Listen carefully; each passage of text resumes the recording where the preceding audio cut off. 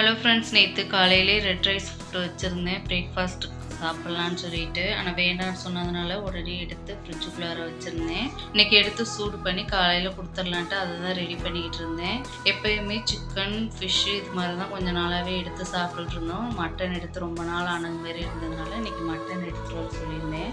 Mutton குழம்பு சுக்காவும் வைக்கலான்னு தான் ரெடி பண்ணிக்கிட்டு இருந்தேன். இப்போல்லாம் எனக்கு சட்டியில் வைக்கிறதோட குக்கரில் வைக்கிறது கொஞ்சம் ஈஸியாகவும் இருக்குது, வேலையும் சீக்கிரம் முடிஞ்சது மாதிரி இருக்குது. குக்கரில் வந்து ஒரு கரம் மசாலா ஸ்பைசஸ் போட்டு தாளித்து விட்டுட்டு வெங்காயம் தக்காளி வதக்கி விட்டுட்டு அது கூடவே கத்திரிக்காயும் ஆட் பண்ணி வதக்கிக்கணும். அது கூடவே மிளகாத்தூள், மல்லித்தூள், மஞ்சத்தூள், உப்பு, இஞ்சி பூண்டு பேஸ்ட்டு இதெல்லாம் சேர்த்துட்டு நம்ம அரைச்ச தேங்காய், சோம்பு, வெங்காய பேஸ்ட்டையும் சேர்த்து தண்ணி தேவையான அளவு சேர்த்துட்டு குக்கரில் வச்சு ஒரு 2 விசில் போல் வச்சு எடுத்துட்டேன். ரெட் ரைஸ் புட்டையும் இந்த சைடு மிக்ஸ் பண்ணி கொடுத்துட்டேன். ஆனால் சுக்கா செய்கிறதுக்கு தான் டைம் இல்லாததுனால அப்பளத்தை பொரித்து டக்குன்னு ஆம்லேட்டு போட்டு கொடுத்துட்டேன். நாளைக்கு